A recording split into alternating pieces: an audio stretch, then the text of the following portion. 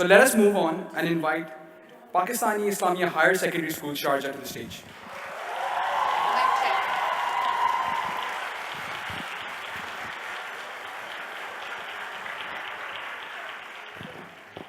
Assalamu alaikum everyone. We are the presentation team from Pakistan Islamia Higher Secondary School, Sharjah. My name is Sharjah. And my name is Sabihat Al-Fakar. And the rest of the team members include Ramin Wajahat and Hidayah Sayyid. We are going to be doing a presentation on access to clean water, in which we will discuss about global water crisis, how is it affecting us, what are the solutions to this problem, and last but not the least, our efforts and contributions for this cause.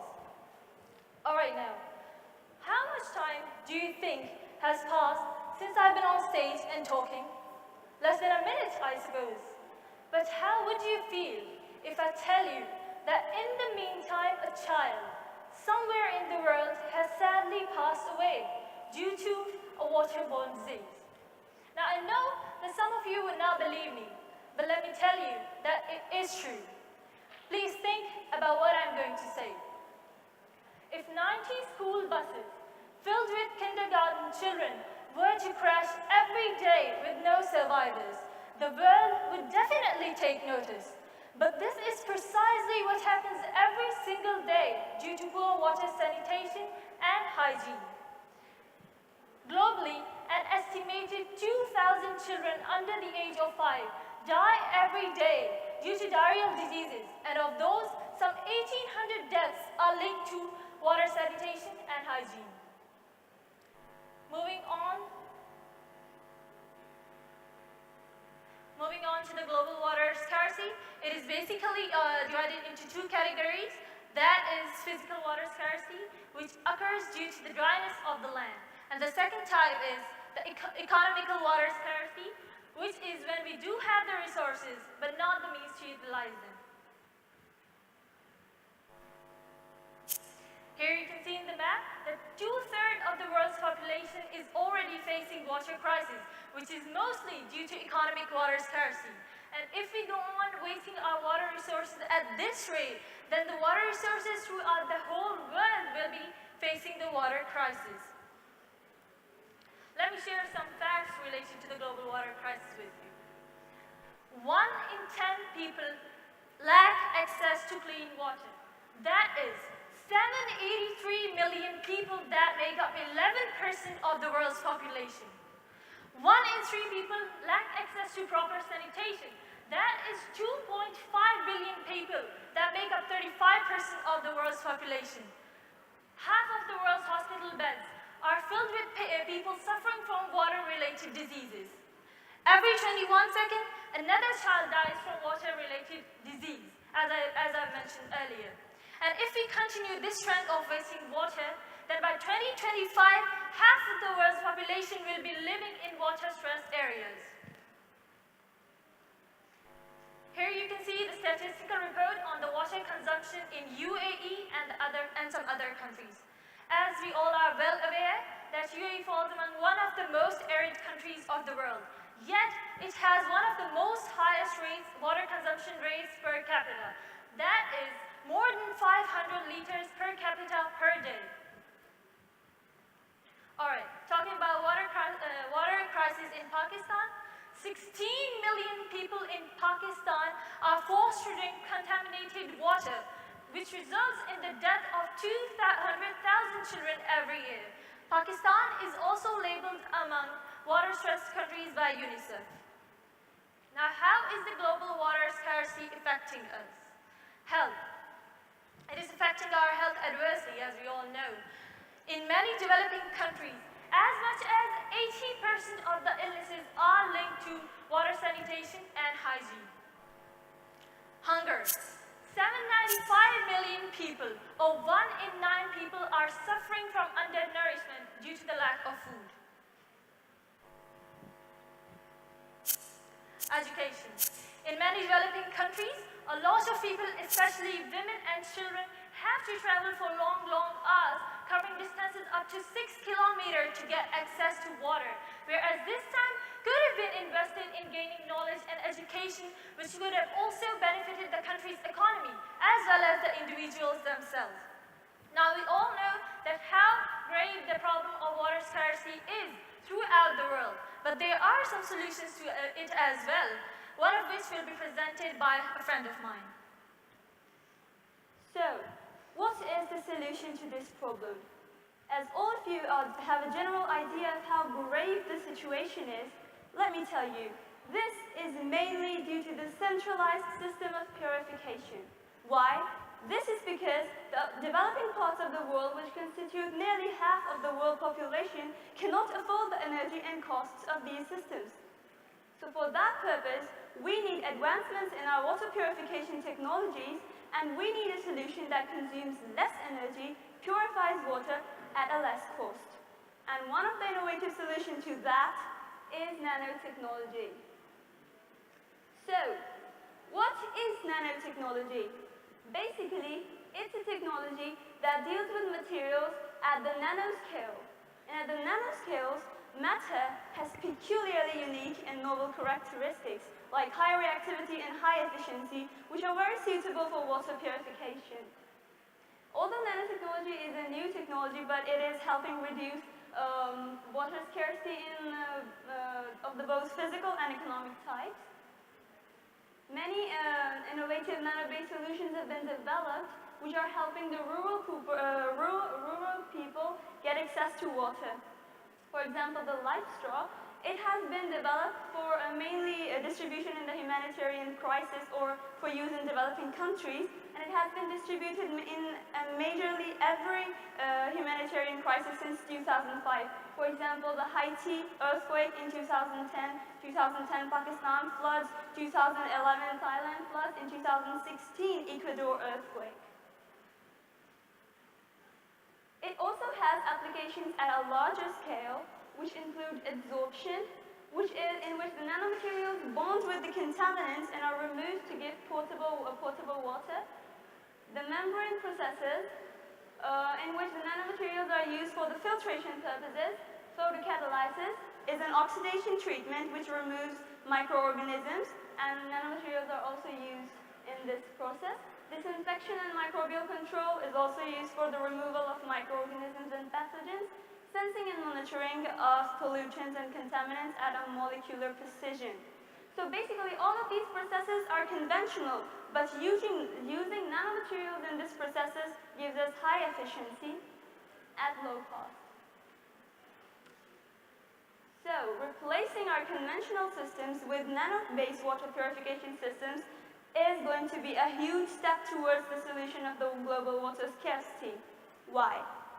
This is because nanotechnology is more efficient in purifying water, as it produces 99.9% pure water with less amount of time, effort, and energy. It is cost-effective, as mainly most of the nanomaterials used in the processes can be collected and reused after the process, and as many of the systems using nanotechnology are decentralized, or they purify water on the spot. So the cost of transporting water is also significantly cut down. This technology, the life straw, is merely priced at a mere $3.50, and it is very affordable for all the people living in the rural and developing parts of the world. So it is providing access to clean water to those parts of the world who did not have access or who did not have money to get access to clean water. And a report in a survey of Ethiopia, rural Ethiopia in 2006 showed 25% reduction in the diarrheal cases because of the use of this technology. So basically it's at a small level, but it's saving millions of lives throughout the world.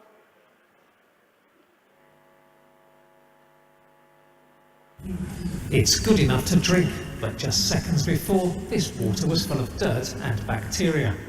Tanzanian scientist Asqua Hilonga has created this filter. He says it removes 99.9% of bacteria, microorganisms and viruses. This is clean, safe drinking water. His creation uses nanotechnology to filter out contaminants from dirty water. Gravity pulls the water down through a series of buckets connected by tubes. The buckets contain sand with a layer of good bacteria on top, which eat the microbes that contain diseases like typhoid. The sand's magnetic quality also kills other bacteria as the water filters through it. The final bucket uses nanomaterials to filter out any remaining microbes. In short, it's an invisible biological net which stops bacteria from passing through but allows the water to reach the final bucket bacteria-free. In Tanzania, 70% of households, of 9 million households, are not using any kind of a filter. That is how big the market is. That is in Tanzania alone. 9 million households. Then imagine in Kenya, Uganda, Ethiopia, Sub-Saharan Africa, India, and elsewhere. So the market is very big. The product is already proving popular with the villagers of Arusha. This housewife used to drink water from the river, suffering various diseases such as typhoid as a result. She says buying the filter has changed her life.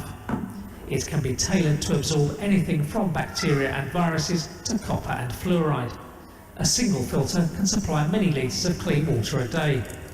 Hilonga hopes the filter could help communities across Africa drink water without risking their health.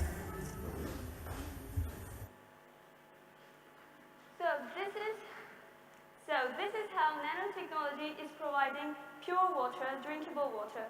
Although this technology is not implemented on a large scale as of yet, it only has decentralized systems. For example, a filter like this one, which can provide water for a small community or families. But using this technology at a larger scale, we can provide water to millions and billions of people.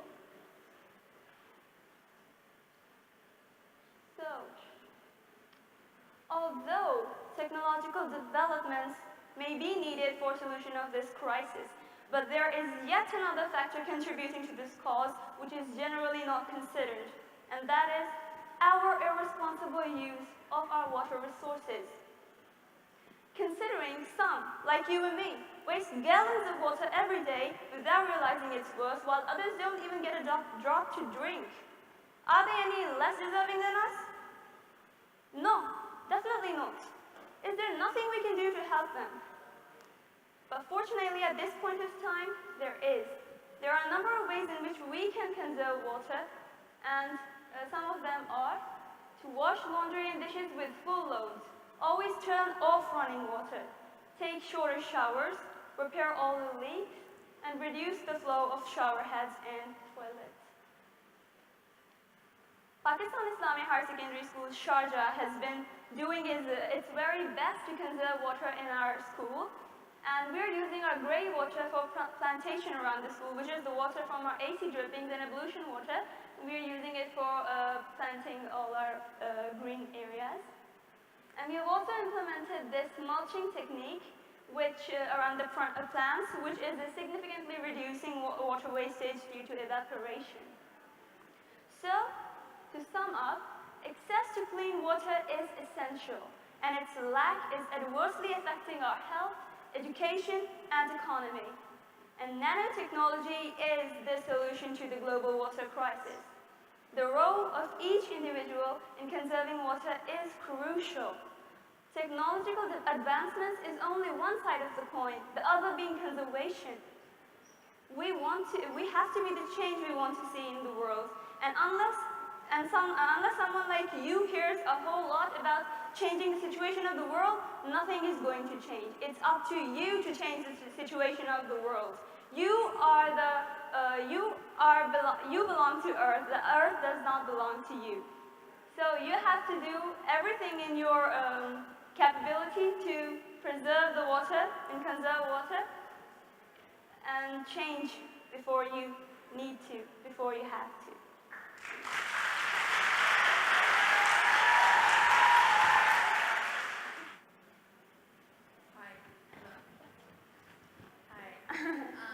Really good presentation, terrific delivery. Question about nanotechnology. So it's clear that it's a great solution for developing countries. how do you see developed countries supporting that movement? Do you see a place for that? Yes, basically in the USA, nanoremediation is being used at least on in 70 sites in USA.